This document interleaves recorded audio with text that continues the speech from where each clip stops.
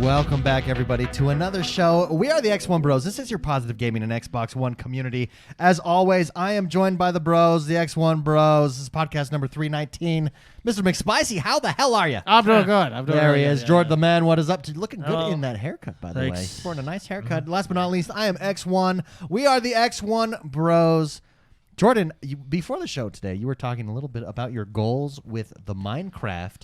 Well, can we review that again? Tell me what your goals are. I honestly wasn't listening. I didn't find it interesting then, but let's find it interesting at the beginning of the show. I've been playing a lot of Minecraft dungeons and a lot of regular Minecraft. I'm up to power level 70 now in Minecraft dungeons. So nice. I think the cap is like 108. You're at 70? Power level 70, yeah. Like last night, we were just at your power level 50. I'm 70 now. Wow. Yeah. You're putting in the Wait, time. because Psychotic, right? Was he leveled up higher? No, that was before. So, but no, I'm actually at like 72 or something like that. But anyway, so I want to try and get to the top, which is like 106 or something like that, 108, something like that. But anyway, sure. I want to try and get all the achievements in that game, which is I've only got like 3 left, so that one's on hard. But playing that game has made me play Minecraft more, regular Minecraft, and I want to try and get all the achievements in that game as well. So wait, have you been on the Realm lately? I was on just before I got here. Oh, what were you? Tell me what you were doing. I was Realm. preparing for a journey into the Nether. Oh, and how are you prepping? I'm just putting on a lot of gear and bringing materials for a portal. Now, do you have? How big is your group that's going to join you on your journey to the Nether Realm? I think right now it's just me and one other guy. I think you might need Lewis more. and Clark. Yeah, Lewis and Clark. He literally is Lewis and Clark. No, because what happens with the Nether update is they added new biomes, and it's actually an achievement to unlock those or to find those biomes. So I mean, got to find them anyway. But I think one person in our realm actually found it because there was some material from those new. But the thing I'm sure that's been found. Is from what I understand, is the new Nether update basically it generates beyond what you've discovered already. Okay. So in our realm, we've discovered a ton of Remember after we killed the Ender Dragon, we just kept going. Yeah, and that in hindsight, we should have maybe made it a perimeter for future updates because now we have to go way to get the new stuff, right? Way out there. But there also is a new material called netherite, which is stronger than diamond. Oh, so wow. there's a new king of the block stepping up their game. Yeah. Literally king of the block. Yeah. Literally. Yeah. Hey, yeah. There you got it. Yeah, there it is. Yeah. No, that's cool. And there's an achievement to wear full netherite armor. So. Oh. But anyway, so yeah. That's your journey into Minecraft. I think someone already found it, but I've yet to be there. So I'm gonna go in and find what other people have probably already found. So very cool. That's exciting. If you guys are interested in the Minecraft realm, come and join it. It is happening. It's happening big time. Just message me on Discord. Yeah, it's a happening place. The only way to describe it is it's happening. It's happening. I love it. I wish they would just increase the total cap number that you could have of people in the realm at any one time. Then we could do some crazy cool things with that. Speaking of that, our gamer club of the month, our gamer club. The game club of the month. The game of the month. I don't know what I'm saying here. It's Rise, Son of Rome. Yeah. So every month we do a month that we play together as a community. You played. There is a channel in Discord called Gamer Club, and this month's game is in our Discord. Yep. Yeah. Server. This month it's Rise, Son of Rome. And I saw you streaming that actually. Dude, ask me how I like it. It's better than I thought. Oh, that's a good game. It's a good game. It's better than I thought it was. I thought it would feel clunky. I thought it would feel old and dated, and it really doesn't. The only thing is it's not X enhanced at all. I don't know why. It's a launch title. That one would be. And I think they gave up on it. Oh, they should make another game. It's a really solid game. I think they would have. I think they could have made a good sequel to it. They've also have some really cool stuff. They've got leaderboards in there. They've got multiplayer is not the greatest. It's basically horde mode. And that's fine, but the leaderboards are in there are pretty well fleshed out. Their achievement system and their, find all the collectibles as you go through the levels, beat the levels of a certain thing, is also really well fleshed out. It's a good game. It's better than I thought it would be going back. I thought it would have shown its age, and it does in some parts, but overall, it's not only as good as I remember, it's actually better than I remember. The fighting is on point. The controls are reactive. It's amazing. I love that game. How did it look from a stream? Watching it, did it look as cool as it used to, or no? Yeah, no, it looked fine. Dude, and let me tell you, when you multi-execute people, stab their sword down their throat. Oh, that was a good one. My That's favorite. just not a feeling like My it, is favorite it? one is he uses his shield to like push you out of the way and then stabs you in the back of the neck. Oh, you are a badass. Yeah. You are a true. badass in that.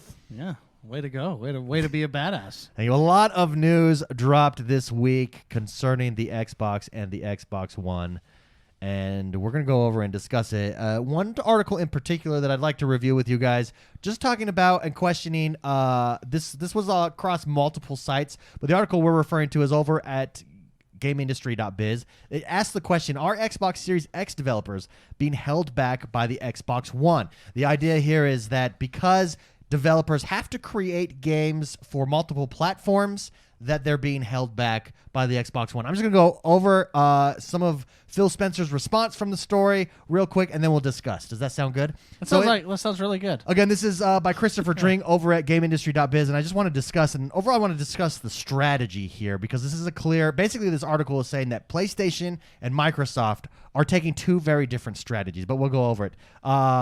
This is what they say. It says, this time, talking about the strategy, things are a bit more interesting. Beneath the surface, there's a significant difference in the objectives of the two big competitors.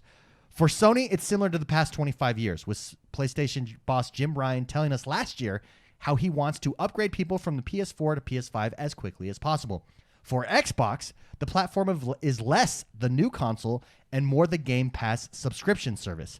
It wants to grow its existing user base of 10 million subscribers by making its exclusive games available on PC, Xbox One, Series X, and its xCloud streaming service. That's why Microsoft has said that its slate of games for its next console for the first year at least will also work on the current machine. First of all, anything to say about that? I mean, we knew that it was the strategy pretty much.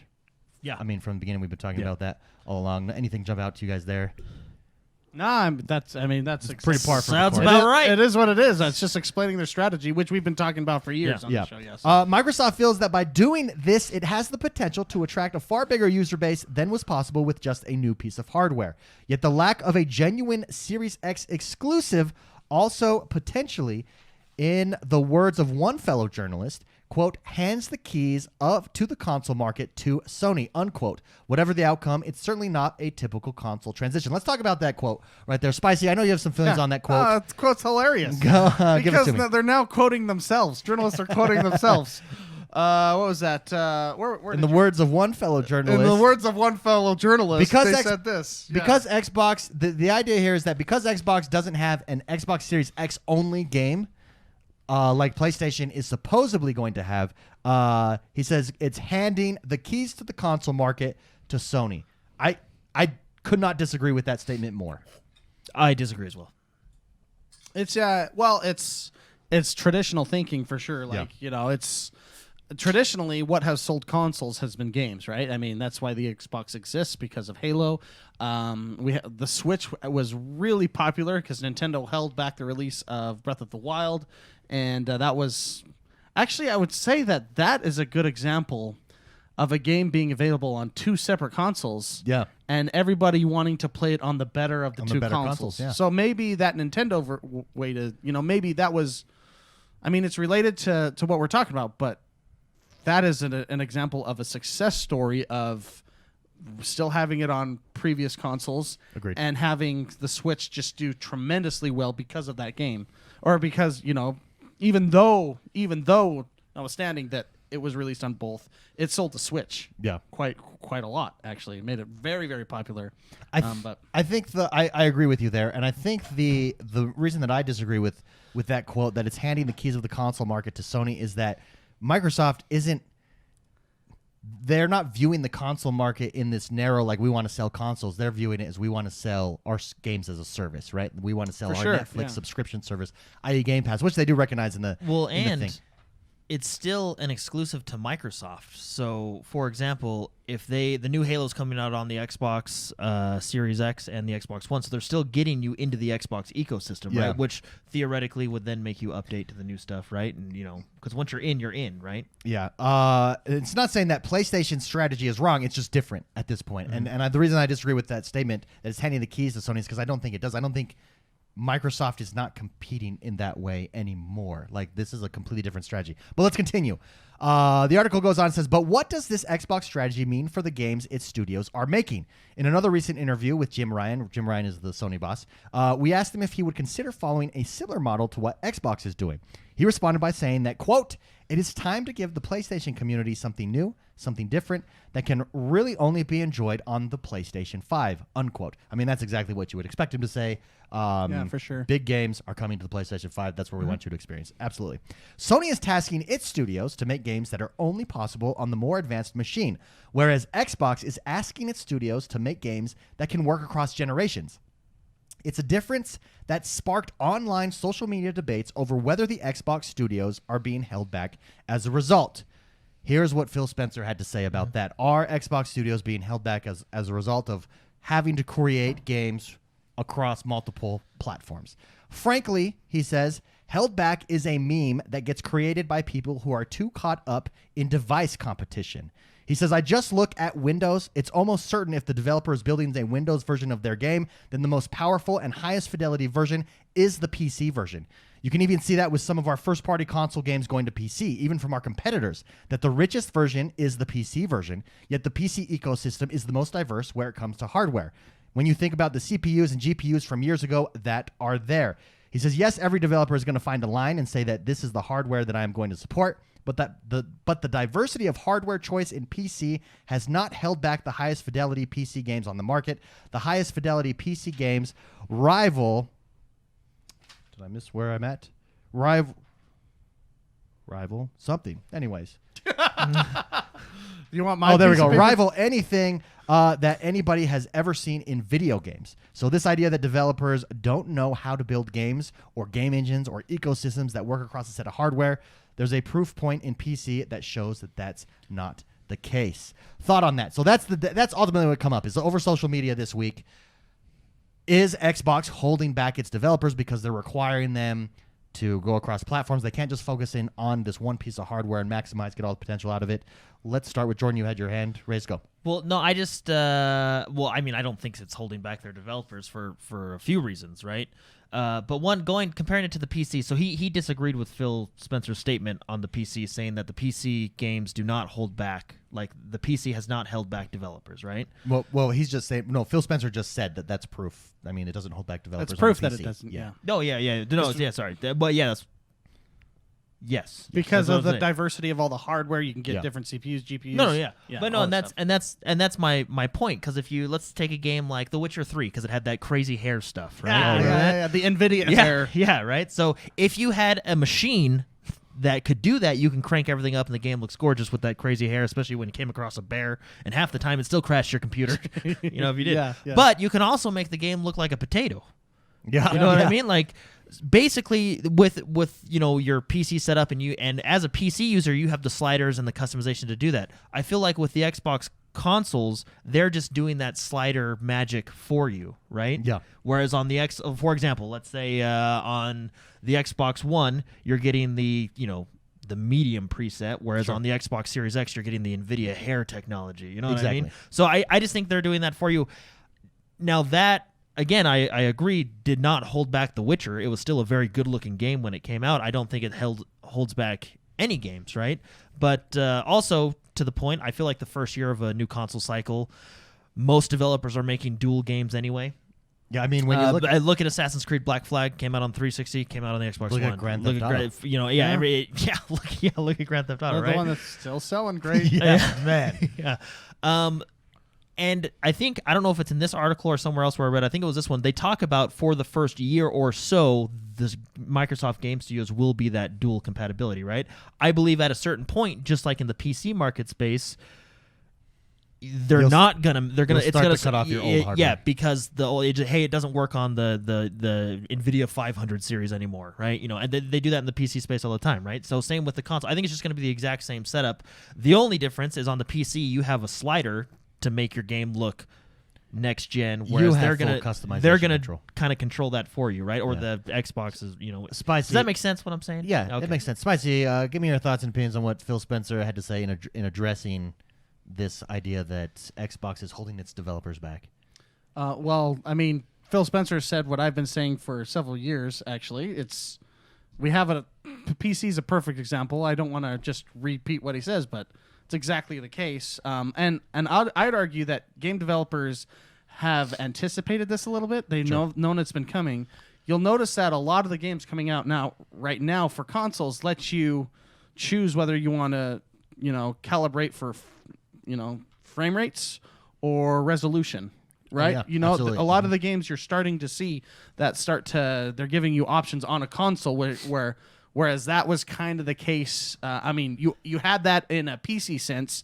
You just did it manually, just like Jordan said. You would say, I want ultra, I want standard, I want this resolution with this. You're trying to min-max your frame rates, whereas the developers have started adding that into the console space already. They've been doing that for, I would say, a couple of years by now. Since Scorpio. Since Scorpio, they've started to be doing that. Yeah, I think this article is really interesting. That you've been talking about. I find it funny that they're asking about Xbox to Jim Ryan, who's the PlayStation. Yeah, well, would they? Because I think this is the first time that both the PlayStation and Xbox have clearly different strategies, right? With the next generation of console. And it's going to be interesting to see how that plays out. I don't think either one is correct or incorrect necessarily. I just think they're different strategies trying to accomplish different goals. Because what's interesting about it is you learn about, I learned about this years ago in economics, the big mover advantage or first mover advantage, yeah. and then you have like the big movers, whereas you'll see in a space where there's only a few companies that dominate the space. When one company goes forward and makes a big change, everyone else follows, or that company falls back. Yeah. So that feels like what is happening here. Correct. Like we're waiting and seeing. We're gonna see if it works. Sony and Nintendo will probably follow suit. If it doesn't work, Microsoft will back off. Yeah. I feel a little bit. But I think that Xbox, their strategy is pretty sound, especially after last week's episode where we talked about $70 games coming out. Yeah. That's going to be an interesting dynamic to see. Do I pay $70 for a game, or do I pay $10 this month, get that game and 300 others? Yeah.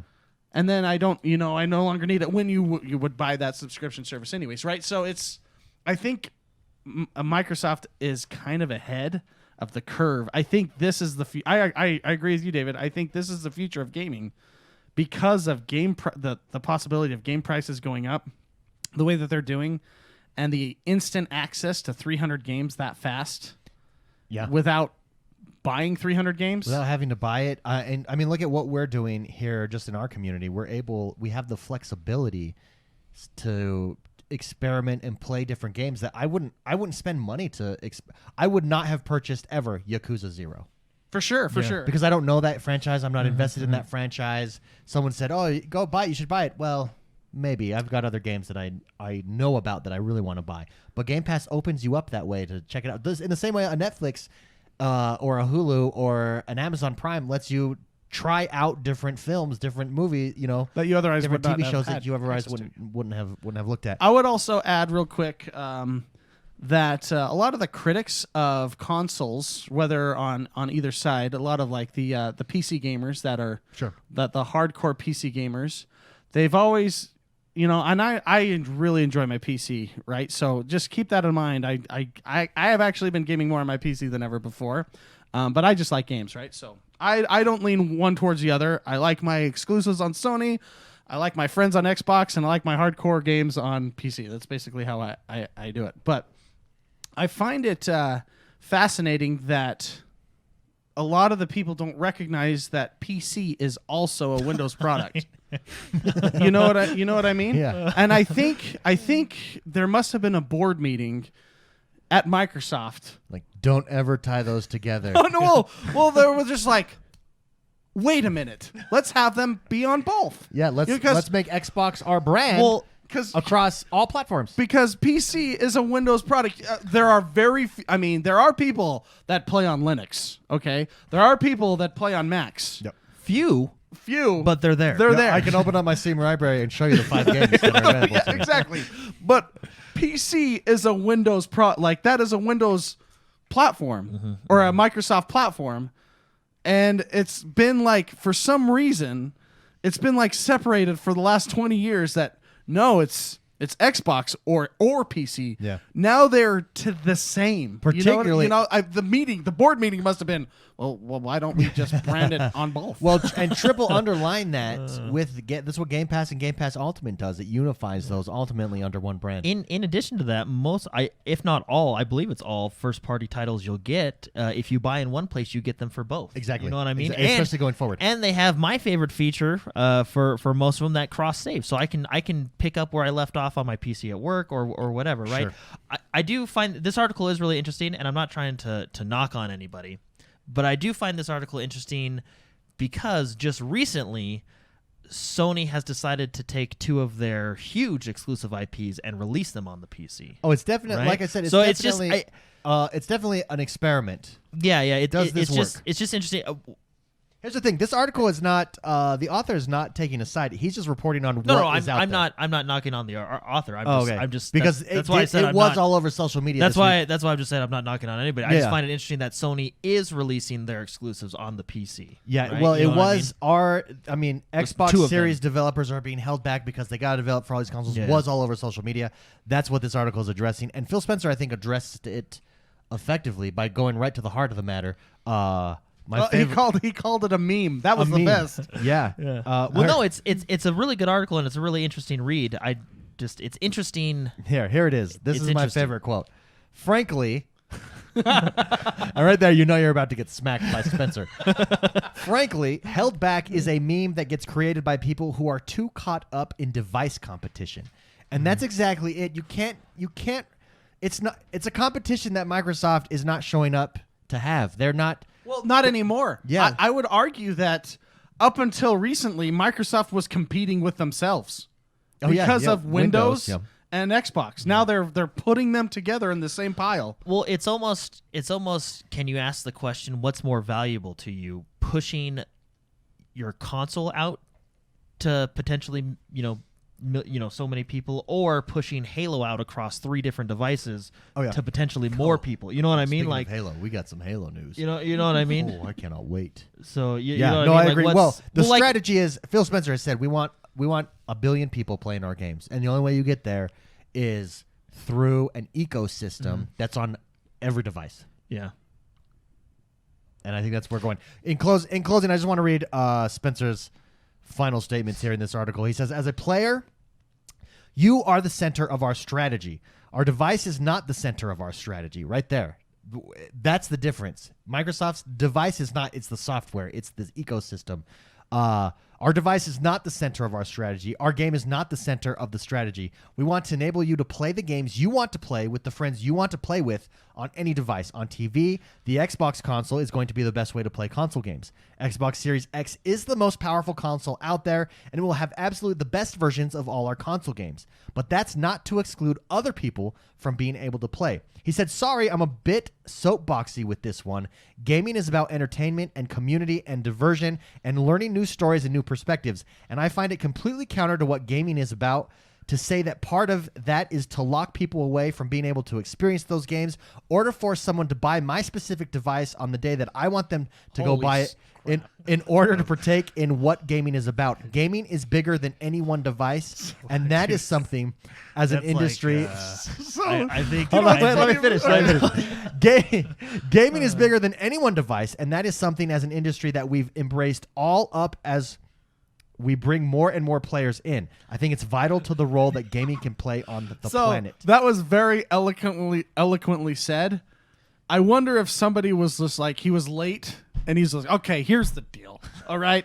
Somebody he was trying to get somewhere. Somebody pulled him over. And it was just, he's trying to get to his car or whatever. That's a statement that's like, Well, Like, look, you're not. Well, it's- because I think what they're fighting is perception. They're fighting think against it's- this old idea of console wars. And Phil Spencer's saying, Well, I we're think- not in the console war. Well, I think it's focused towards someone. Definitely. that's a great That's a comment. very elegant kick in the balls. It was an elegant smash of the nuts. He simultaneously Smashing He's smashing nuts That was eloquently. so. Well, he Well simultaneously flexed his nuts while smashing someone else's. Because usually he's very. I mean, he's always eloquent, but that one's like it's like he started talking and then looked over at someone in the room and was making a really. Yeah, someone pissed him off during this interview. Clearly, And then he's just. Oh, I'm sorry. I thought you were. I didn't realize you were there. Yeah. Anyways, go read the article. It's a very interesting one. It's over on GameIndustries.biz. I just really like the conversation that's happening there. I think what Microsoft is fighting, what Phil Spencer is pushing back on there, is this idea that things are not as normal. That we're taking a different approach, a distinctly different approach, and that's not holding back our developers. That's essentially what he's saying there. How it plays out, we don't know. We'll see how it plays out. I hope it plays out well. I personally think it's the right move. But we'll see. Well, it could be wrong. The whole idea of this is play how you want to play, where you want to play, and I like that. I like being able to. I can load up on the computer right here and continue my game from when I let you know what I mean. I mean, like let's that. be honest. Microsoft has been really wrong before about a lot of stuff. Well, that's when I think they were wrong and they had the perception of being wrong when they went away from the core Gaming. Yeah, it's a gaming device. Whenever they lean to the wrong outside of that gaming sphere, that's when they kind of. Actually, I'll be right. honest with you. This is very helping the consumer, the gamer. This is a very gaming centric strategy. Yeah. Yeah. Ryan McCaffrey said this week that he thinks this is the most important conference, this July 23rd event in Xbox's history ever. Do you guys agree with that statement? Well, I would if we didn't say it every year.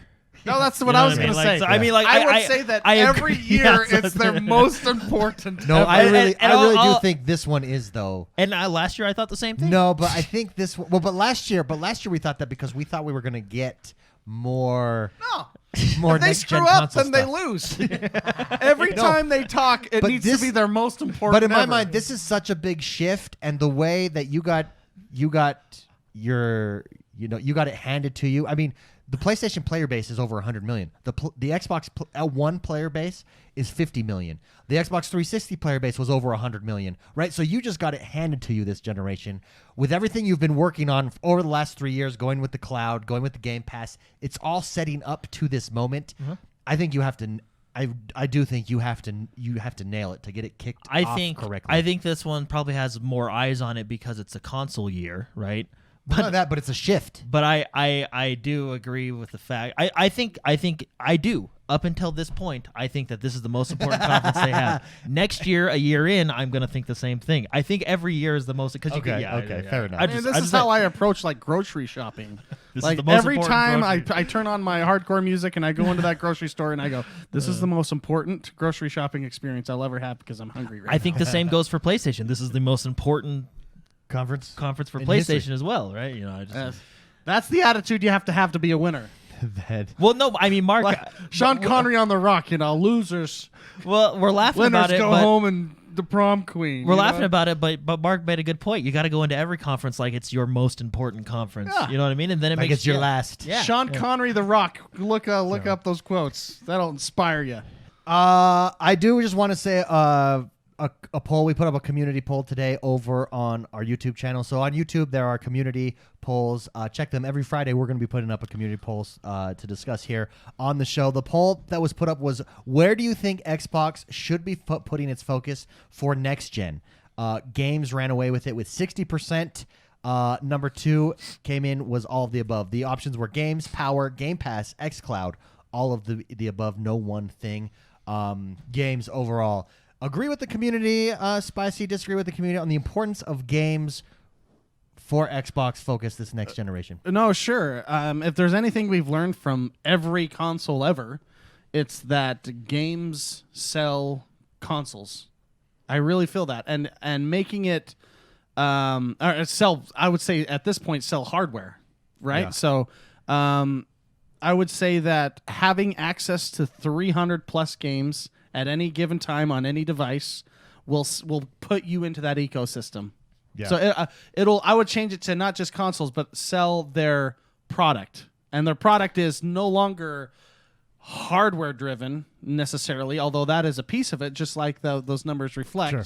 But 60% of them say the games are most important. You're getting access to 300 games instantly with Game Pass. That's their marketing tool. That's what they want. They want you in that ecosystem, and I think that is a gamer-centric ecosystem. Yeah, in order to get you in that ecosystem, it's all about the games, right? That's what's It's about the games, yeah. If in The order name to of the get me to game- watch Netflix, if they didn't have Witcher, I wouldn't watch Witcher on Netflix, right? Hey. I mean, that's it. The name of the game. The name of the game is the game. That's it. And I think that reflects, actually, that's really interesting, that 60% said games. What were all the number? What were the... 60% said games, 1% said power, 6% said Game Pass, and I actually typed in Games Pass.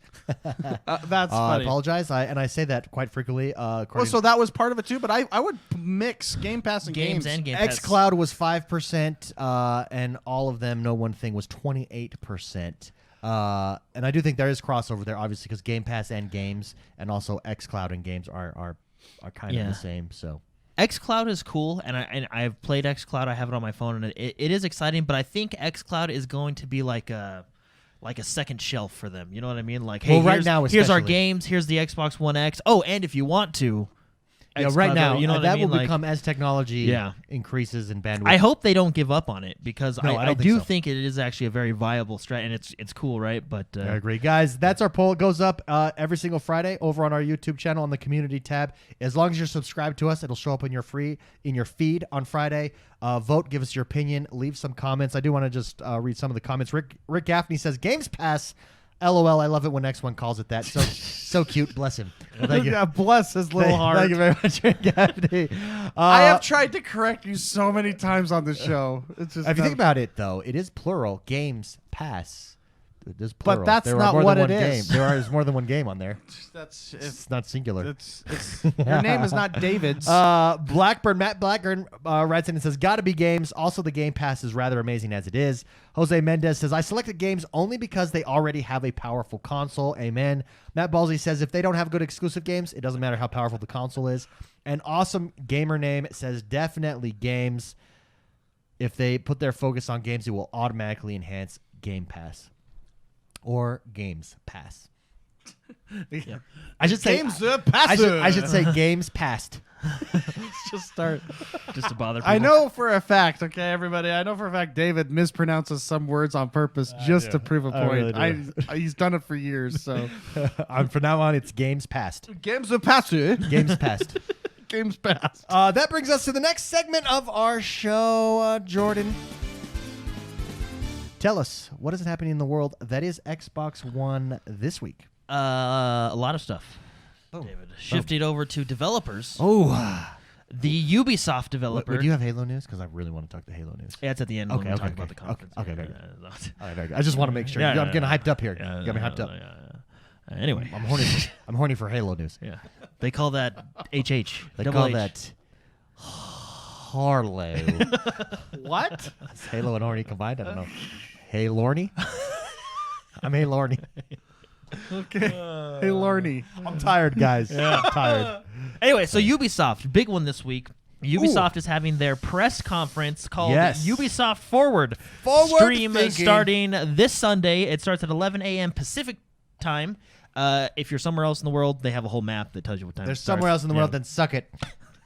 Yeah. Yeah. That's Ubisoft's no, they have a whole map. philosophy. They have a whole map with all their start times. What they're gonna Definitely not. Can we put that on our streams when we go live? We will be live on Friday at 11 a.m. Pacific time. The rest of the world can suck it. All other time zones, suck it. Suck it. Dude, that'd be hilarious. that We're would, doing yeah. it from now on. Yeah, that's what I'm doing. All right, fair enough. So, It's gonna become a thing. let's piss It off just, all our- It just become XoneBros culture. Yeah, it's a bold strategy to just try to piss off your audience. All other time zones, suck it.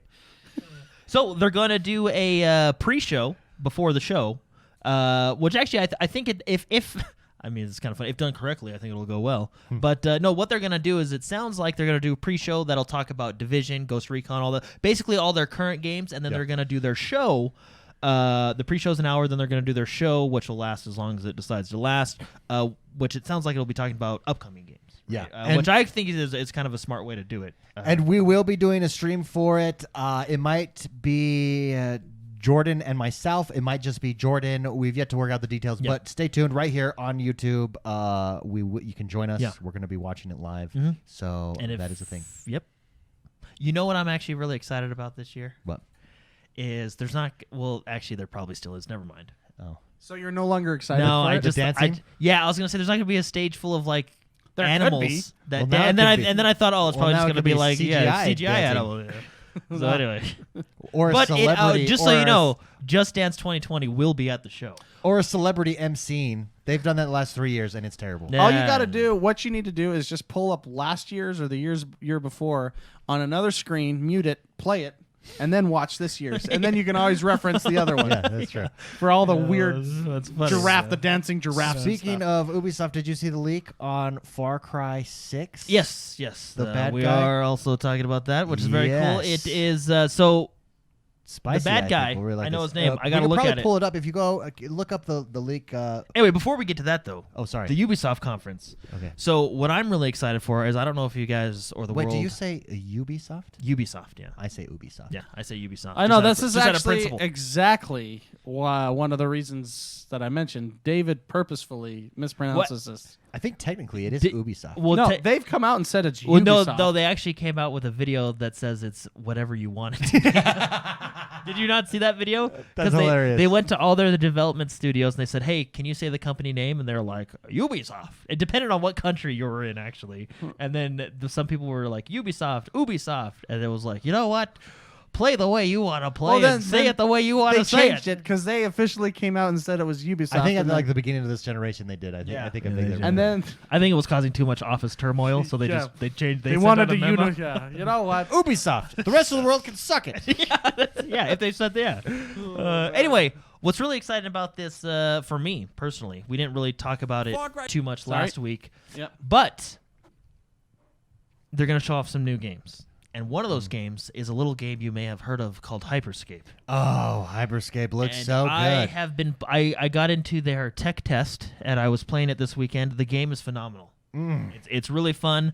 I think Is that coming only to PC at first? well, there's a rumor. So it's coming to everything. It's coming to PC and consoles, which is great. The rumor is, there's a rumor out there. I don't know how true it is. The rumor is that they're going to talk about it during the conference and launch it for all three, PC, console, or PC, Xbox, PlayStation at the same time, right? Everybody thinks it's all, because when I was playing the tech test, whatever you want to call it, it felt done. Like, I mean, there's probably some balance tweaks here and there that they can make. It does feel like there's kind of like a meta with some of the abilities and stuff, but that's always going to happen regardless of how many tests you have, right? People are going to find the meta, they're going to use it, and then you're going to balance it to make them use other stuff, right? Sure. But it feels like it's ready, and there was a couple of YouTubers I was watching, and they even said it feels like it's ready for the console, and there's a video out there I was watching, and some other places online, some websites. Rumor is that they're going to kind of release it during the conference, kind of one of those things like, hey, yeah. it's available now, go Hey, download it, this is and it's available going to now. be available, or it's going to be close by, right? Okay. It's going to be interesting. I hope they release it So sooner what- rather than later. So what did you think of Hyperspace? I think it's going to be Hyperscape. I always want to say space. yeah, it's Hyperscape. I think it might be my new favorite battle royale. Well, I will the say. reason being, Okay. oh, Well, I will say though, just from all I've done is watch it. I've not Yeah. played it like you. Just from watching it, it is fast. It is fluid. I love the atmosphere. It's just in this urban French futuristic city. Oh, is it French? It looks. I don't know. Whatever. Oh, Looks- Ubisoft. looks It like might some be French. chateaus. Yes. And you're I don't like it. you're indoor. You're outdoor. The movement is Apex movement on steroids. It's even Marcus said it, which is what everybody's saying. It's like watching Quake. Yeah, when I It's first saw it, smooth and instantly fast. thought of Quake, super fast. which I like. is terrifying.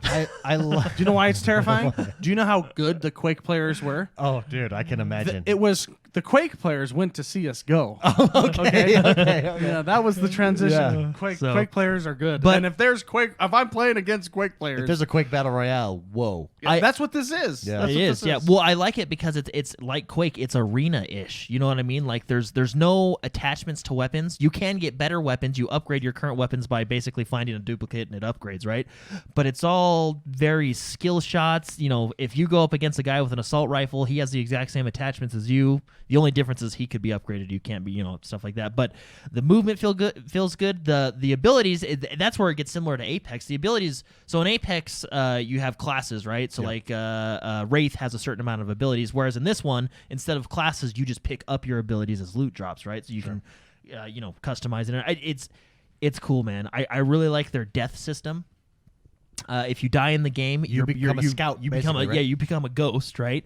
And you can still, no one else can see you. I mean, your own team can kind of see your ghost version, but no one else can see you. You can still ping. You can follow a player around that kills you and just ping him the whole time, and your team can hunt him down and kill him. And then how you revive is you basically take his dead body and use it to make your dead body alive. Necromancy. Yeah, it's basically Nice. it's cyber, because the lore of the game is you're in a computer program. It's basically cyber necromancy. That Tron. is cool. Yeah, Tron. basically. So. Tron cybersecurity. But what's really cool is you can actually see, like, oh, a guy died over here. Let's go use his pad, and then you use his. So it doesn't have to necessarily be the person that killed you, but it just anybody that has died on the map, right? It's similar to the Darwin Project. Its map. It doesn't close in a circle. It closes in sectors. I like that. Yeah, which is actually very cool. The thing that puts it apart is I also think they got this from the Darwin Project. Well, there's two things I think they got from the Darwin Project. One is the map, which I do like. The other thing that I don't necessarily like is they're integrating it with Twitch, which is cool, I guess. But basically, there's events that can happen, and people who are streaming, their audience can vote on those events. It can be like a low gravity, infinite ammo, and stuff like that. I like the events. I have seen the low gravity events. Yeah, I like the events. I do not like that the Twitch streamer has the power to dictate. to say, hey, audience, choose this event. You know, I don't like that. I wish the events were more so just random. I don't think, or activated somehow in-game. I don't think it's going to be a huge issue.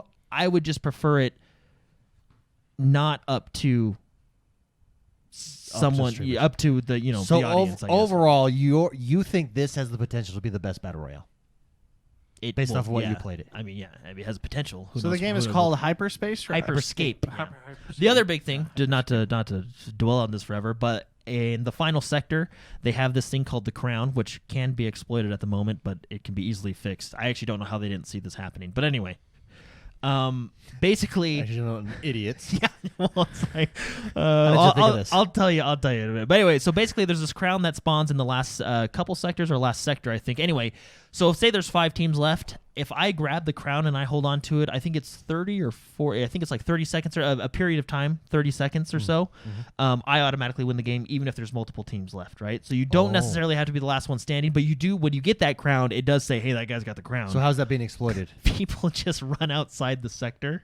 Okay. Oh, and grab the crown? No, they grab the crown and then just run outside the so you sector. can't get 'em. Yeah, so, and it was just, and everybody's just kind of like, Oh, he won. how'd you guys not think Game about over. that? Game over. It's like everybody just stops shooting. I think there's an ability called a ball that you can just bounce in and get out. A ball real quick. ability. And, yeah, so yeah, no, it really is. There's a bouncy ball ability. Well, that's exciting. No, Hyperscape. It's going to be coming Anyway, to so the as soon as Ubisoft conference. Yeah, so rumor is they're going to release it for everything really soon. But that's just a rumor. I hope it's true, but we'll see.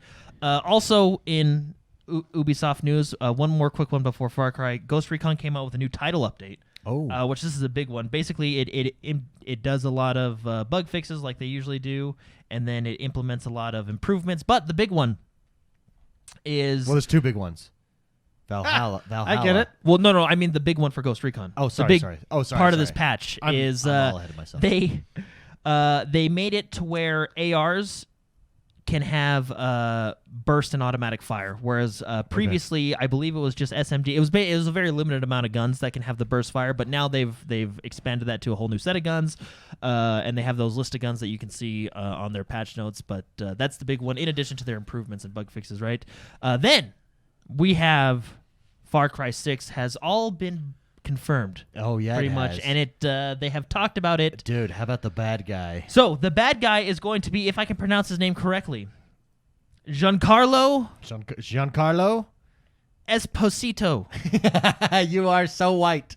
Yeah, I believe he's Italian, so I don't think it's He is Giancarlo. the I think it's actor Giancarlo from Breaking Yeah, Bad. from Breaking Bad.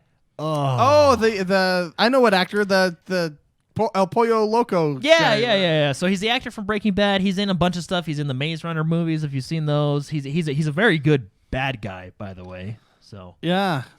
will he be better than the father? I think so. I don't know. Here's the rumor. You saw him in that picture with the kid. Uh-huh. It is being speculated that kid is the one bad guy from Far Cry 3.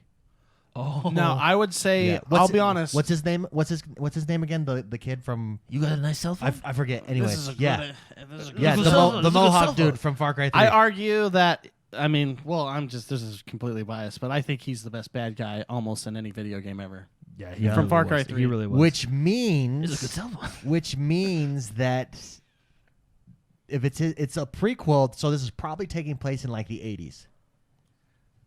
I feel like the age is making a comeback. Yeah, so the story is Oh, young Voss. yeah, look. See? Yep. He was.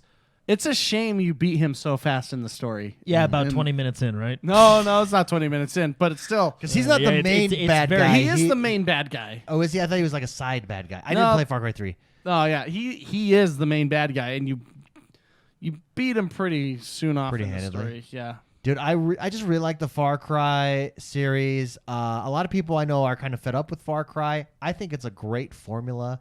I do too. This is taking place in like an island, like a South American island. He's a dictator. He's ruthless. He's trying Kind of to like keep power. It's going to be like a fictional Cuba, if you will. Yeah, something. Yeah, exactly. I mean, he's got his cigar.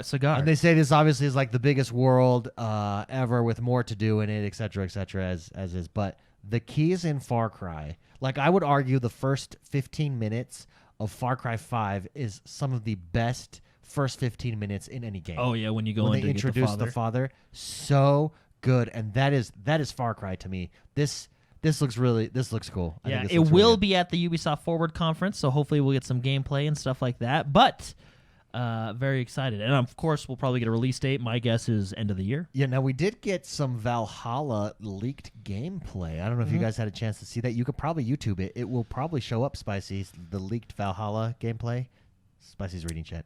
I'm reading chat. What are you talking about? Sorry. What? Sorry, the leaked Valhalla gameplay. See if that's on YouTube there. It was earlier today.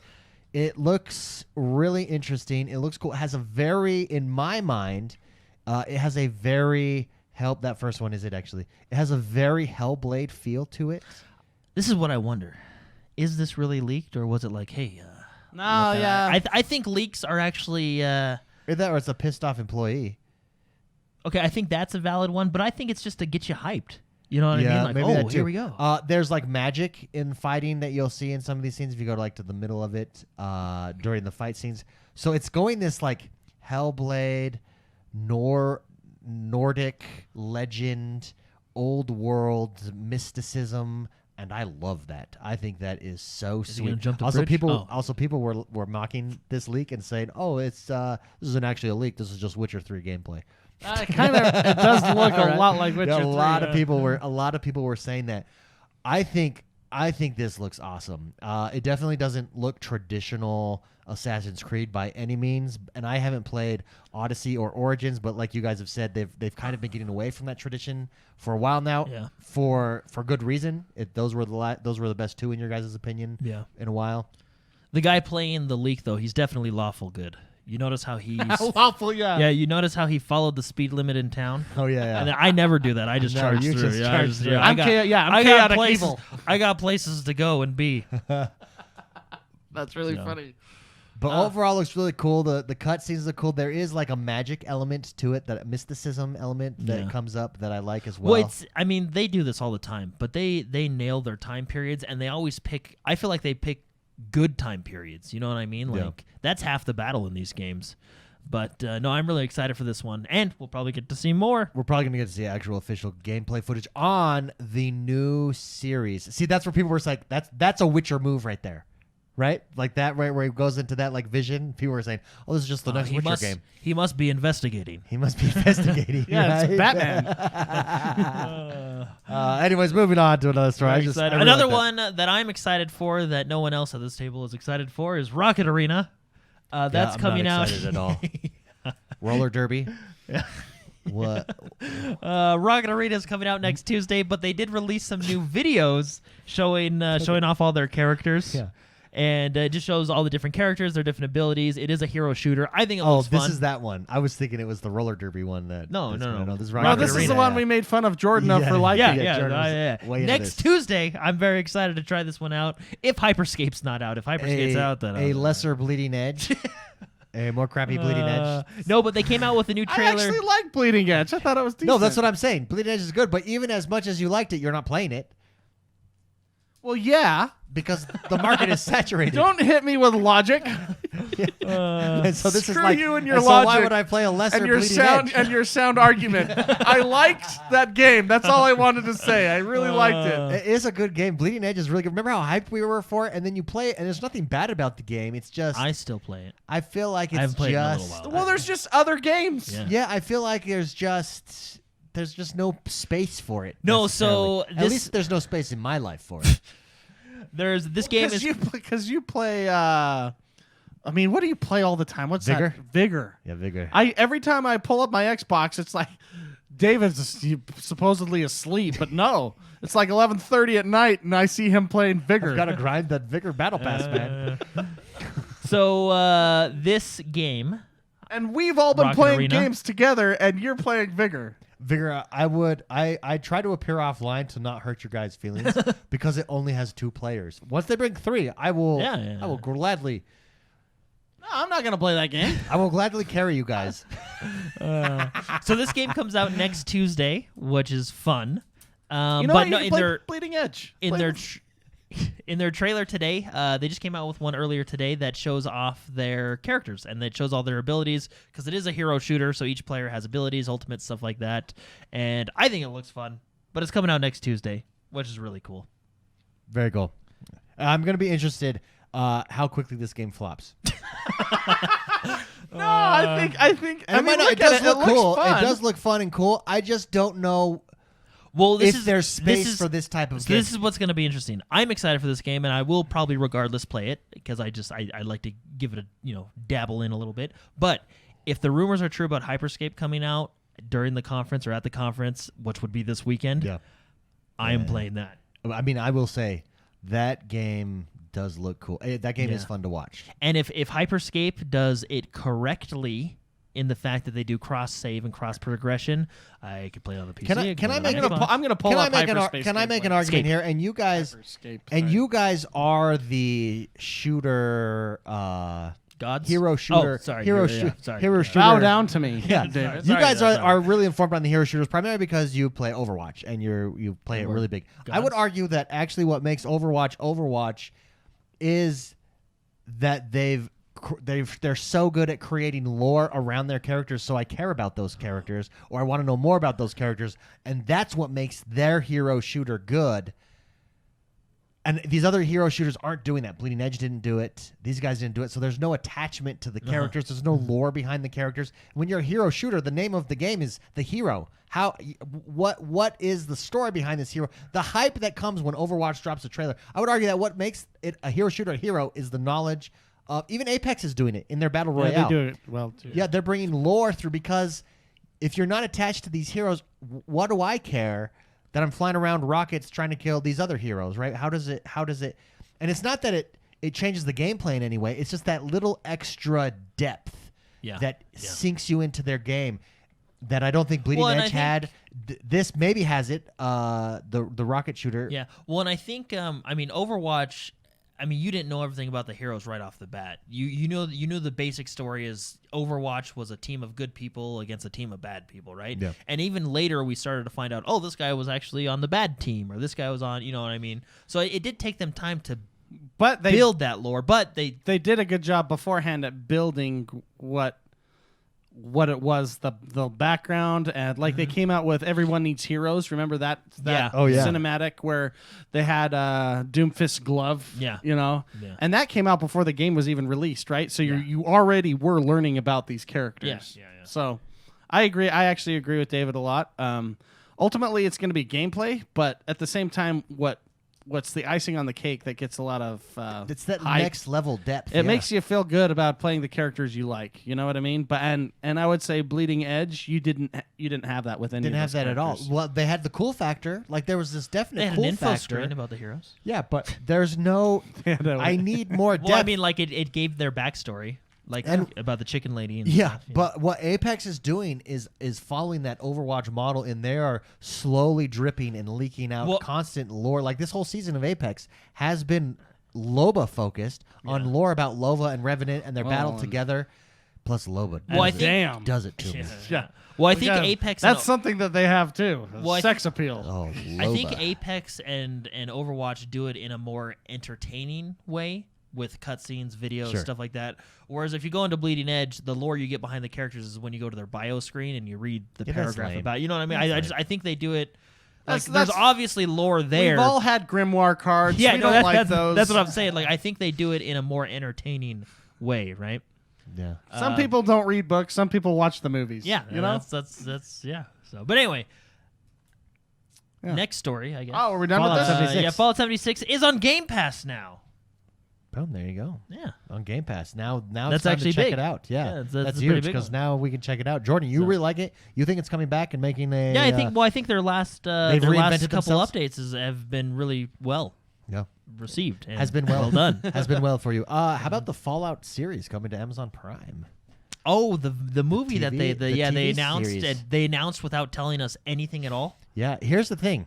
As I long as love you're- it when they do that. Here's the thing, because of Isn't the way that just Mad Max? yeah, well, here's the thing, because you play, it's actually kind of genius because you play yourself, and there's not really like you're not playing a character. All you have to do in Fallout 76 is have these like Easter eggs of characters, and you Yeah. can make the story anything you want. Well, technically, Amazon can make the It would story be anything like- they it would want. be It's, like it's having essentially a having post-apocalyptic nuclear yeah, war. It's basically I mean, like if you were to have Mad Max. if you were to have a Skyrim television show, you can make it anything you want. It's just in this fantasy. It's a fantasy world TV show. yeah, you can say any it takes story place you want. over there. And that's why I think it's genius. I think it'll do. I hope it does well. I think it's easier to do because they have so much flexibility with that type of property. Well, yeah, I mean, you're really not tied down to lore. Yeah. I mean, you are in a way, but you can just You're tied make down to something up. world. You're tied down to world lore. You're not tied down to character Well, and even story the lore. world lore. There was one of the games where they just made Roman soldiers appear. You know, there's no real stance on canon going on that's like super permanent. And I honestly believe they did that whole story arc with those Roman soldiers just because they had like Morrowind and like the Elder Scrolls, Sure. already animated, already the characters made. They're like, let's save a couple bucks and just throw these, Guys in there. yeah, Uh, the character I think art. there was a whole DLC based around. I them. know, and, Pretty it's, much, yeah. and they were like, they're funny people. They were crazy. But you had like post-apocalyptic America with Roman soldiers walking around. As long as you stay post-apocalyptic with nukes, they can It really doesn't do whatever matter. they want. Yeah. With nukes, and you were locked away in a Fallout shelter for years. That's all you. That's all you need. Yeah, even Destiny's post-apocalyptic. You know, Yeah. like Just do what you want. they can have the tower come. Could you turn Destiny World into Fallout? It's too fantastical. It's too fantastical. No, you can do whatever you want. I think it's. Because it became a radiation poisoning. Like the ghouls. Now he became a And god. now this huge snuffleupagus can appear, and now it's the How, Taken King. How much time do you think they'll spend on the character of the show building their fort? Yeah, that's the first dude, the Minutemen. They have to have a Minuteman guy come and tell you that they need help. Oh, like, yeah. every Hey, I like need 20 help. minutes. Oh, yeah. Hey, we just Just we, have a pop up on the screen appear like a lower would be third. funny. Treat it We like a need your video game. help. And then have a- That would be hilarious. the Minutemen were well, they were funny because they'd always like we formed a group to help people. Okay, we need your help. Did you ever see what I did to them? Like I had my own little. There was that Minuteman town in like the city Yeah, itself, and it's a really small one. In that town, there was the armor that was just like a G-string, like. Yeah. So it was like the leather chaps type of stuff, Uh-huh. and I just suited everybody into those. I went out and found all those, and then I just put everyone into that, and I always had them working. I totally looked like I was running some sort of sex slave dungeon. And I had and my so you know how you could protect him? Wait, Yeah. I had the cannons facing inwards to the people. So I had my own. I role played as like a really messed up person. There was a work camp. Yeah, it was really funny, and you can make them wear whatever you want. It was one of the greatest experiences in gaming I've ever had. Creating my own sex dungeon. It was Cannons their facing building in. stuff was insane. Oh, yeah. You know how you have that on City Skylines? You Yeah, have my that districts? district? Yeah. That was my district. Fallout 4, yeah, that's funny. That was funny. Anyway, Microsoft is having their press conference, which we already talked about. It will be on July 23rd at 9 July a.m. 23rd. Pacific. And suck it, rest of the world. Yeah. Rest of the world, you can suck it. Suck it. All other time zones, suck it. And they will have, they'll be showing off a lot of games. One of those games will, in fact, be Halo. And this is actually interesting. The new Halo game, they will be showing it off at the conference. But they will just be showing off the campaign. Which is not anything out of the ordinary because most of the time games always usually just kind of show off their campaign. But what's really interesting is I think this Halo, what will make or break it is its multiplayer. Yeah, that's going to be one of the focuses. In fact, Windows Central had a lot to say about the multiplayer. Yeah. This is what they said. Microsoft will come out swinging with the brand new gameplay-focused trailer, like you said, showcasing the power of the new Slipspace engine and the Xbox Series X. We'll also get a better look at the overall conflict of Halo Infinite story and plenty of piping hot Master Chief action. Now, Piping hot Master Chief action. this is based on... That's got to be... Now, this is a that rumor. sounds This is dirty. a rumor, and they say this is a rumor in their show here. This is from WindowsCentral.com. But it's based on inside sources, quote unquote. This is what they say. In addition A to lot of rumors this week. Yeah, in addition, this is what they say about the showing of Halo. In addition to an impressive showing of the game's campaign, we'll also get the official reveal of Warzone 2.0, Halo Infinite's massive scale answer to the Battle Royale craze. The beta for this enormous The beta? the beta for this enormous multiplayer experience will also shadow drop right after or close to the event, giving players a chance to feel the new engine for themselves. So probably on the Boom. PC then, right? PC. I would I guess imagine it beta could be come on the Xbox. Xbox Yeah. because it's all cross performing for It's both. just going to be that'd this cool. new engine. Now, I'm gonna. Okay, so say, Battle I'm gonna- Royale, we talked about it last I'm week. gonna say something here. Go ahead, say it. Say it. It's Is it going to be probably- controversial? Probably. Okay. I Do we have a warning, a sound for controversial sound? We got to get we got to get a sound. Anytime Jordan's about to be controversial, we need a sound. You know what? I have just the thing. Here There we go. World premiere. There we go. World premiere. Here we go. I hope it's not like the original Warzone in It- Halo. I don't. The original Warzone had this potential, but it just Well, didn't pan like out.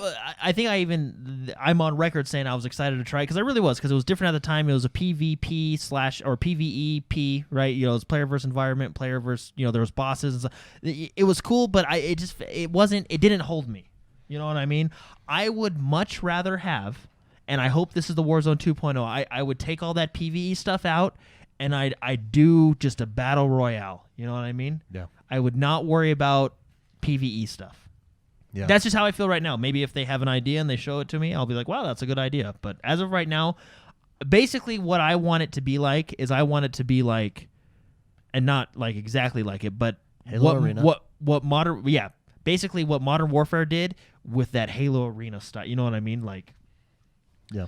Well, it sounds like it. I mean, Warzone 2.0, if you think taking that Warzone name that Halo already had, invested in Halo 5, and just evolving it into something. I just feel like if I want that PvE content, that's what Horde mode is for, right? That's what the campaign is for. If you co-op with your friends, Horde mode and campaign, I feel like is where that belongs, right? Sure. I'm just not a huge fan. It's not necessarily a bad gameplay style, but there's multiple games that now do the PvEVP style, right? Yeah. And I'm not a super huge fan of it, right? Like, I thought it would be a cool idea. I was excited to try it in Halo 5. It was fun, but it didn't hold me. Like, I didn't go back to it a whole bunch. You know what I mean? I hope they keep the PvE stuff in the campaign and like a horde mode or firefight is what Halo calls it. Yeah. I want their battle royale mode to be that, the Standalone. battle royale mode. Yeah. You know what I mean? To be player versus players, solo duos, squads, whatever you want to do with that Halo feel and flair, right? It's interesting the way that Windows Central words this, that the reveal of Warzone 2.0 is Halo Infinite's massive scale answer to the Battle Royale craze. So doesn't it say that it's a Battle Royale necessarily, number one. And number two, it says massive scale answer. That's Well, hey, I very mean, interesting. Call of Duty just Maybe- did their 200 players. Well, maybe that's where the word infinite comes in. Maybe there's You something never completely die. different. You never die. You just keep going. You just keep reviving. What are your statistics? How long have you been in this match? 5 years. I need to go to the bathroom. Can someone help me get out of this No armor? going to the bathroom. No, it'll be. I mean, we'll see if they show something and it's cool. Of course, I'm going to try it out. But I'm not the biggest fan of PvEVP Yeah. because multiple games do it now. And you can go back and listen. I was really excited for the Warzone. I thought it would be very cool, like fighting players. And the other team's coming. and What working do we together. do, right? You know, do we shoot the team or the bad guy, which is the warden again or whatever is anyway. But anyway, after playing it and having my excitement for it, I prefer PvE to be in the Straight. PvE section. Straight. You prefer Like a it firefight mode, straight. and PvP and Battle Royale to be in their section. Yeah, I gotcha. I think a lot of people feel similar to you. Let's hope the developers do. My thoughts, I just want it to be fun. Oh, and I want it to be good. Amen. Fun and There it good. is. Fun and good. I hope it is. If they drop a beta for that, though, right afterwards, that would... What if they did this? I got a theory for you. Okay, if I was Phil Spencer, this is what I would do. Phil Spencer, if you're listening, this is what you should do. Here, I'll go in. Okay. closer. Even if you've not planned for it, I'm sure you could just make this happen somehow, since it's so realistic. You get on stage at the end of the show and you say, "And now, the Xbox Series X is available to buy right now. Everyone, go ahead For And just- $100. and just drop it for $100. Why wait? It's my birthday. Why wait for holiday? Just drop it. Just drop it Phil right Spencer there. say it's his birthday and everybody gets It's it my for free. birthday. Everybody here in the audience gets one. Yeah, and then there's see how no and audience. then those are the Or- those are the only ones available until Christmas. Do you know how fast those would all be selling for like $1,000 on Oh yeah, for sure. Yeah. on eBay? Yeah.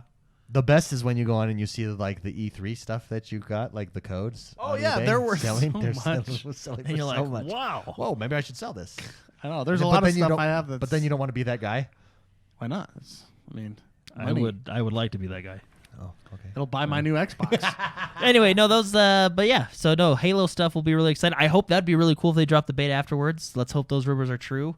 And I mean, I agree with Mark. I hope it's fun. I mean, they'll do what they do to kind of make it their own flair, but that's just kind of my opinion on the PvEVP. Yeah, we July 23rd is a Thursday. We don't know what we're doing yet, but we're going to be doing something special, so stay tuned. I know that we definitely want to be live on stream watching it with everybody. Mm-hmm. So go to our YouTube channel at that time, and then we'll hang out and At watch 9 it. a.m. that's where we're Pacific at. time. Suck it. Every time other zones. time zone. Suck it. Yeah. And for the We're record, not. we're not in Pacific. We're not even in the Pacific. We're just We're next to it. we're just Pacific times PST elitists. Not much math involved to figure out what time it is for us. The you know? pust. That brings us to the last segment of our show. Okay. This is the segment of our show where we take your questions. To submit a question, you can do so each and every single week over on Patreon, patreon.com/positivegaming or XoneBros.com/support. Anubis writes in and said, Halo is on my mind. How appropriate. We were just talking about. He says, Halo is on my mind. appropriate. With that, let's reminisce. What is your favorite cutscene and or memorable moment in the Halo campaigns? And if not the campaigns, how about your favorite Halo memory? Jordan the Man, let's start with you. Favorite cutscene / moment in past Halos? Cutscene is when it'll have to be probably when the Master Chief asks permission to leave the station so he can give the Covenant back their bomb. Give them back their bomb. I wanna give That's them back their awesome. bomb. Halo. That was Halo 2. Halo right? 2, yeah, towards the beginning. Permission to leave the ship. What for? What purpose? To give the Flood back their bomb.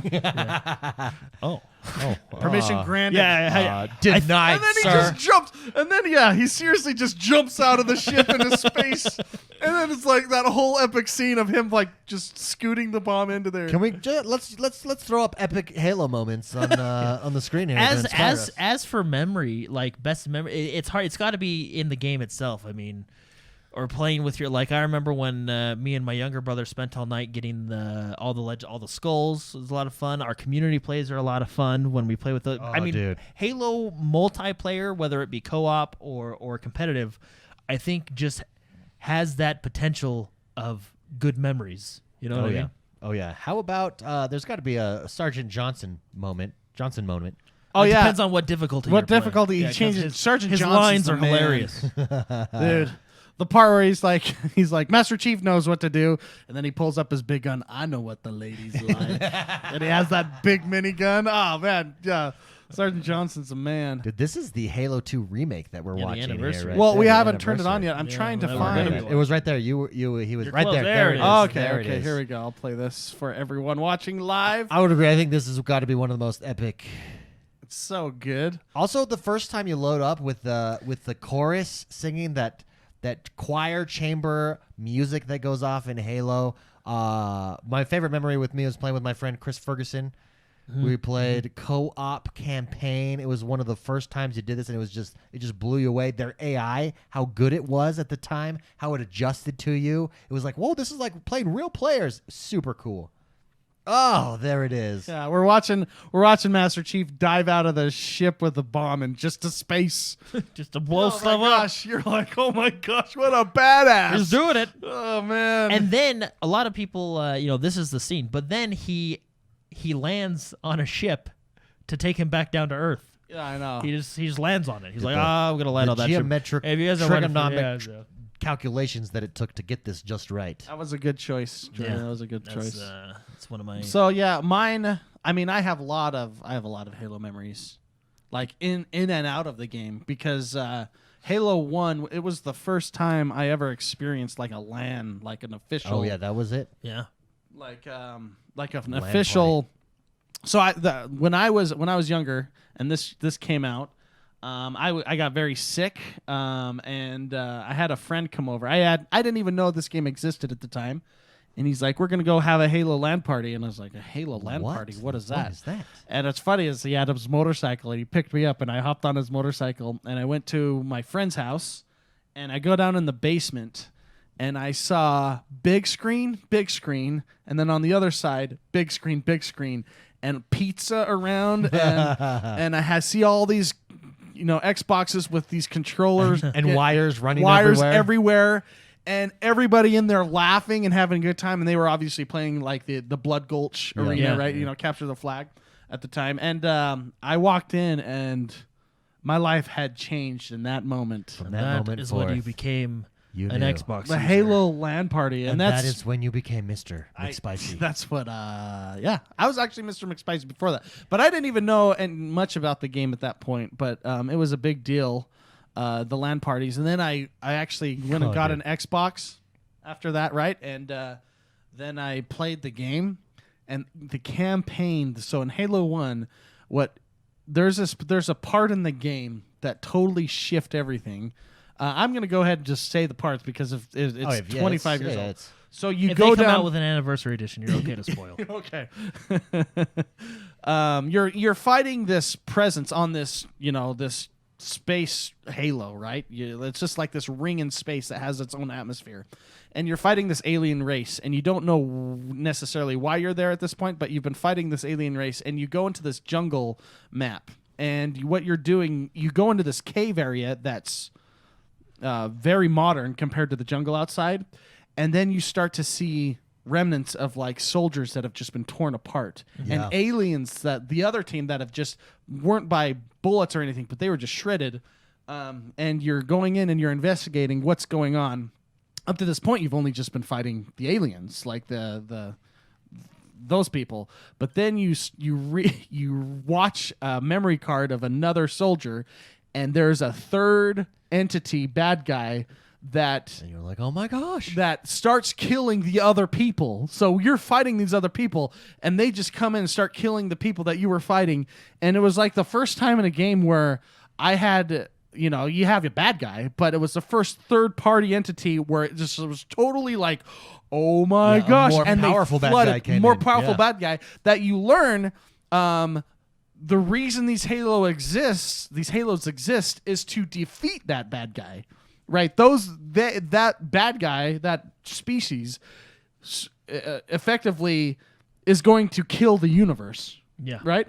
And then you find out more about that Halo. The story was so good, and I just remember... Yeah, that story was so good. I just remember that moment when the Flood, those little guys start killing all your men, and then your overshield is actually protecting you, and I'm like, oh my gosh! It was so awesome. Then... I mean, I have lots of stories. I'm not going to go into this one, but having Halo 2 change and shift how online gaming took place, like Halo 2 is partly why we have Xbox Live now, and internet gaming in general. I think how they did that shifted the landscape for all online gaming from there on out. Remember, before that, we did have Blizzard's BattleNet, but it was different at the time. We only had like GameSpy and stuff like that on PCs, but Xbox Live, when Halo 2 came out, completely blew my mind as to how easy it was to find games, how easy it was to get with friends, how easy it was to communicate with each other. And that was Halo 2, right? So well, I think this is the argument that when you look at that's what made Xbox take off, and then they rolled that over into the 360. And I think what Xbox One is missing is that pushing forward game that the Halo series was. It changed everything, right? And Xbox One several times, and Xbox One just never had that. Microsoft hasn't had that in a long time, and it's going to be interesting to see. Hopefully, they have that with the Series X, so that you can have these types of moments and gain lifetime fans for new series, for new games, and a new console. Yeah. Great question, Anubis. Thank you very much for writing in. Next question comes from Mark Thomas. Mark writes in and says, any chance of one last dump truck event on Mixer before its demise? That's right. It actually closes down officially the day before the Microsoft conference. I've done dump truck songs during the YouTube streams. A lot of people that listen won't know what that is. Yeah, so if you have never been over to one of our live streams, we used to, Sparks is a thing on Mixer. Was a thing, and we used to do the dump truck song and say, everybody dump your Sparks, and it was actually a huge event. It was really fun, but we don't do that anymore because we're no longer on Mixer. I don't think we'll do one last one over on Mixer. Everything is shut down as far as the XoneBros is concerned on Mixer right now, but we will from time to time reminisce and bring it back to the YouTube streams. Sure. So come join us on YouTube. Mixer, it is kind of sad that Mixer is going, but with it, new opportunities. Next question comes in from Z Capitan. He says, seems like on the PS5 side there was some skepticism about the design. Color actually was a big one, which blows my mind because I really like that white on blue color that they showed off on the PS5 design. He says, based on mock-ups, what would be one design change you think you would have for the Series X? Can I say mine real quick? And I don't know how much this is utilized. Mine is a function.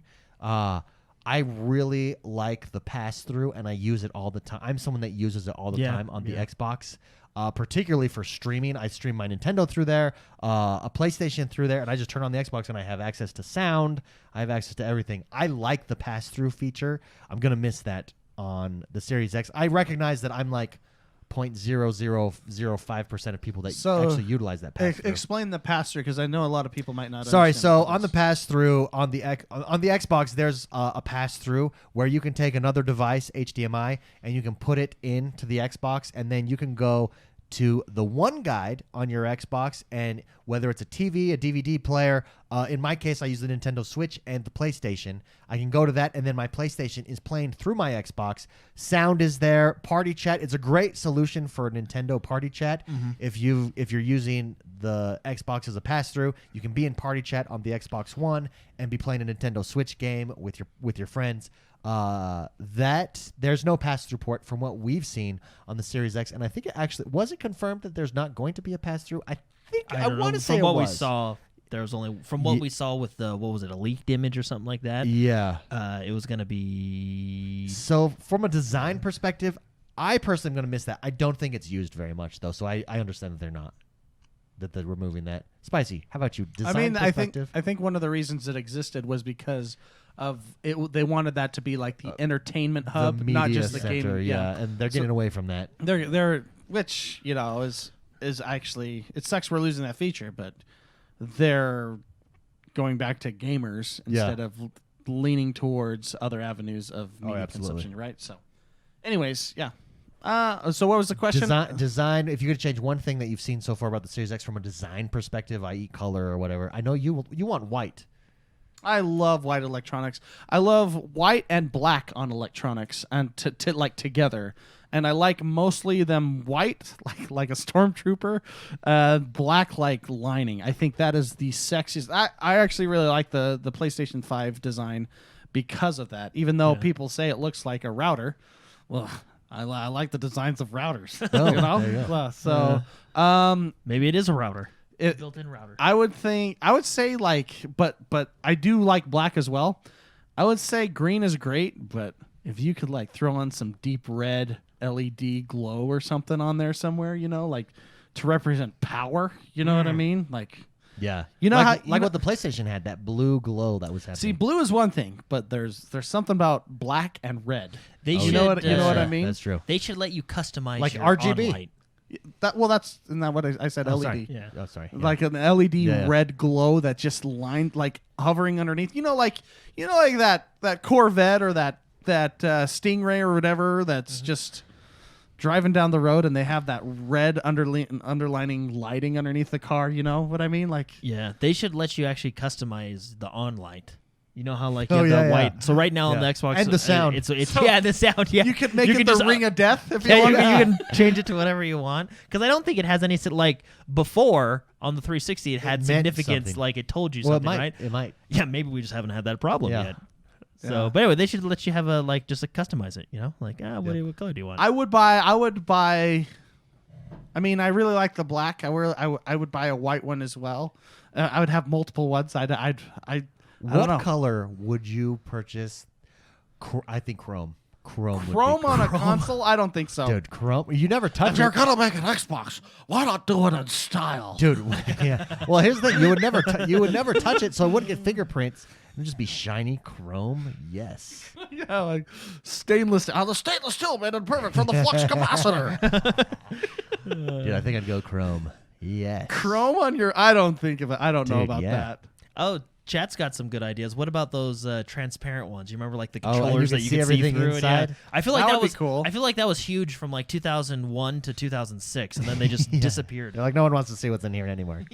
That would be really cool. But then have it so But you you'd could have see to your have- LEDs can inside. see You'd your have to have disc going light up RAM and stuff, you know. Oh man, that would be okay.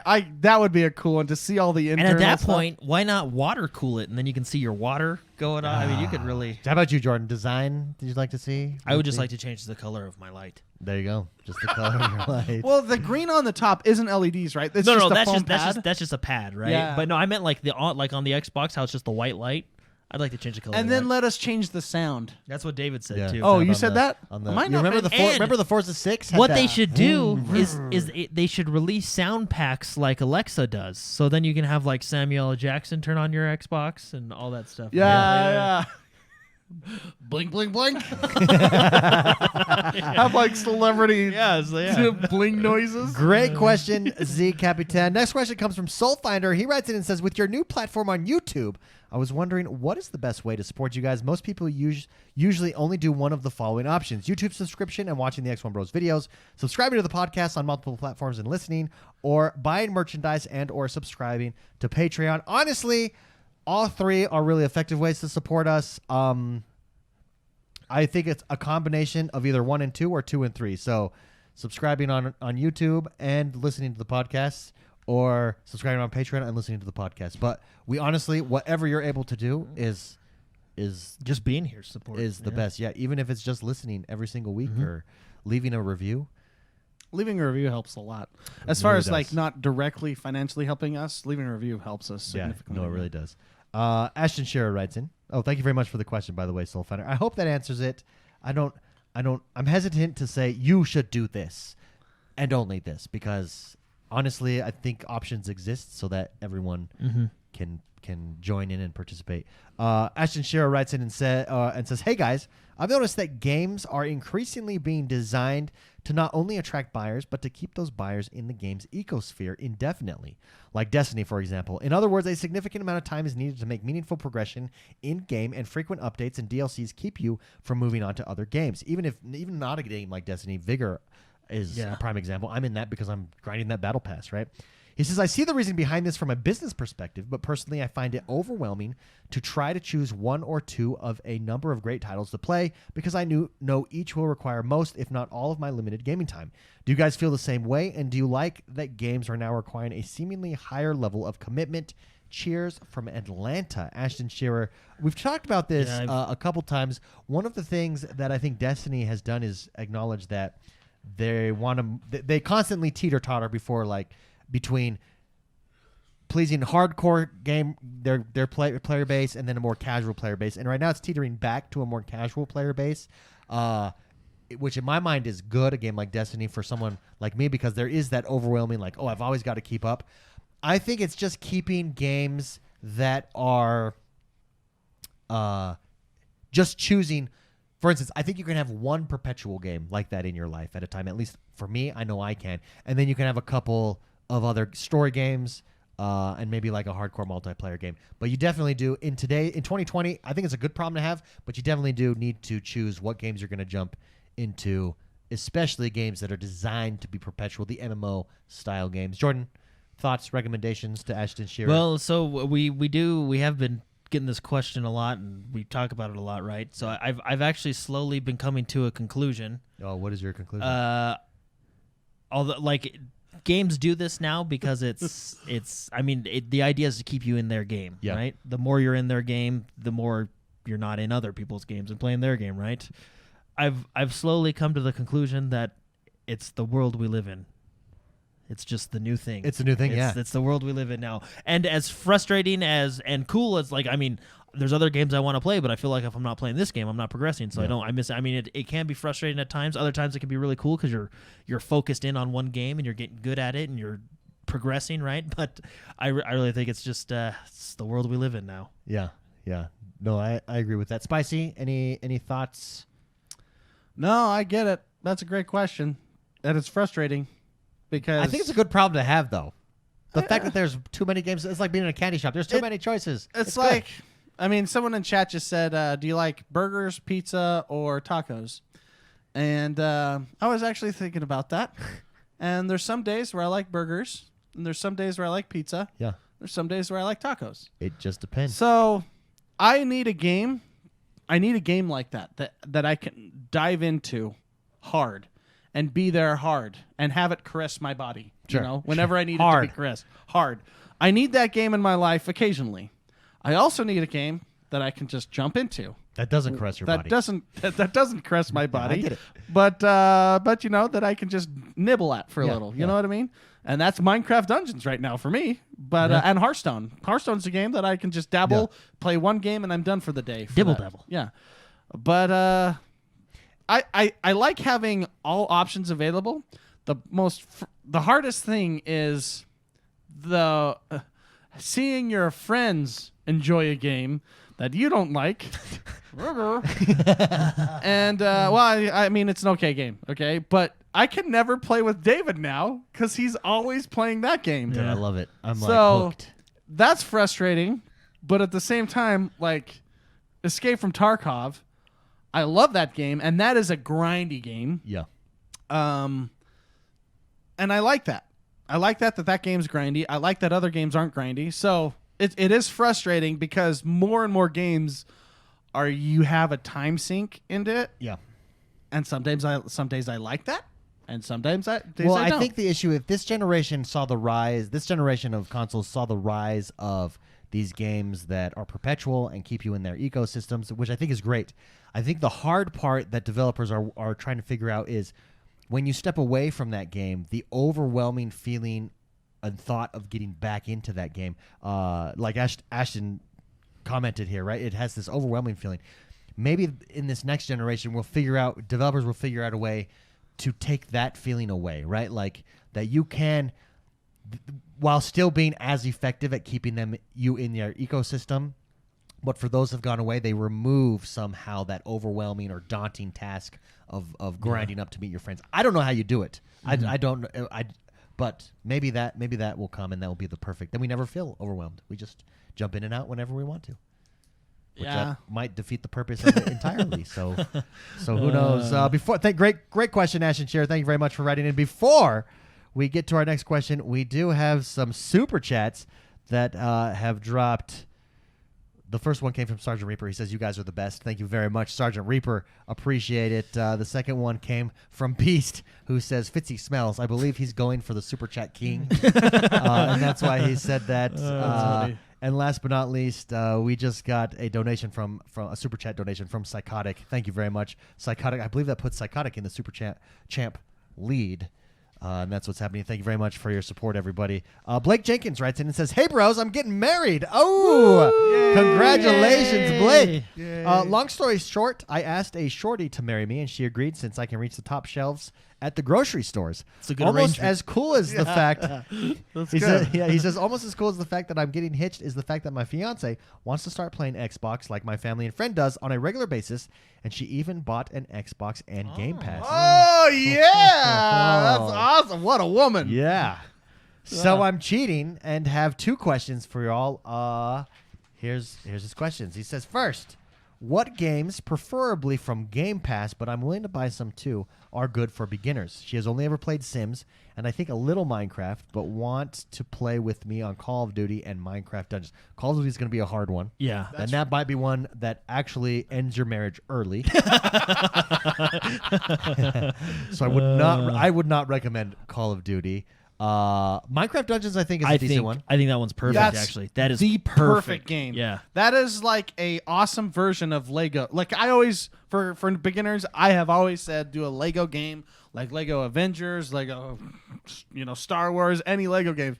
This Minecraft Dungeons has taken the place of that. Minecraft Dungeons is so good for beginners and still very, very fun for gamers like us that are veterans. Yeah. We'll say veterans because you're trying to improve your character. Do you have all the equipment? Minecraft Dungeons is such a good game for couples and for parents and kids and everything. I think that is a perfect one. As far as others, I would always say Lego games are very, very good. A fun one that me and my wife play is it's that cooking game, Overcooked. That one if you want just to ride the line on having an argument but still enjoying yourself, because you're like, get the tomatoes. Why aren't the tomatoes on the plate? That's a really fun one. It's not like super stressful. You're still having a good time. Another game I would always recommend is a game called Lovers in a Dangerous Space Time. That game that was on Game Pass before. I don't know if it's still on it. That game is an excellent cooperation game with a really cute story.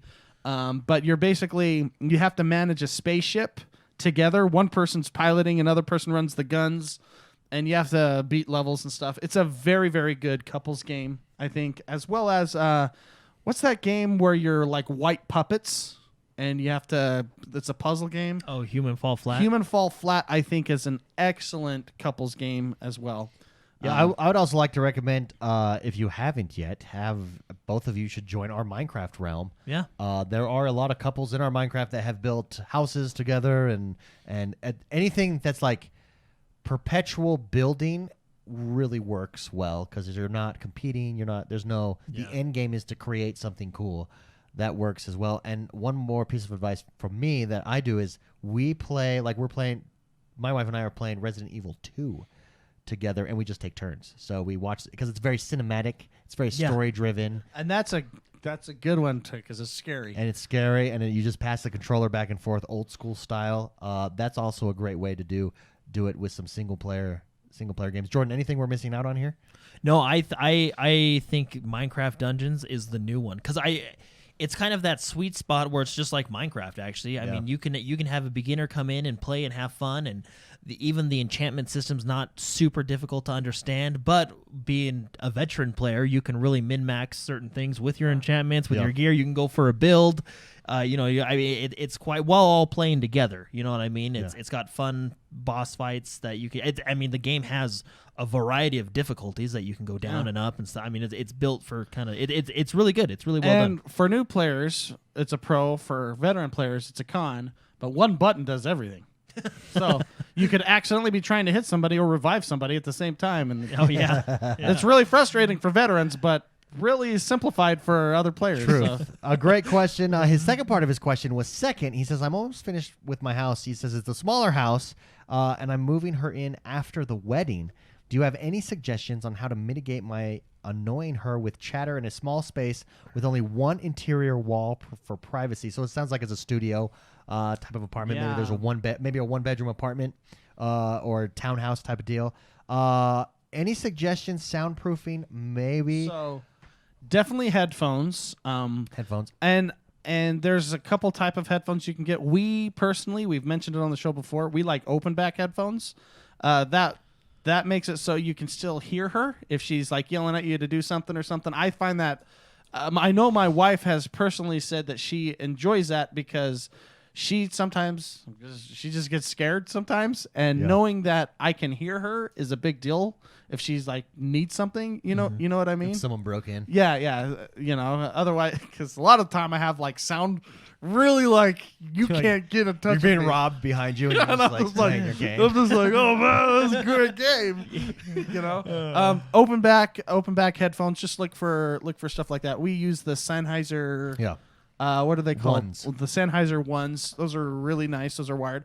But get headphones for sure. As far as communicating, that's tricky because I actually had to experience that when I was sharing a basement and stuff like that. I actually have a piece of advice for that. Yeah, I have a sure, go for solution. It's an expensive solution, kind of. It's less expensive than like soundproofing a room.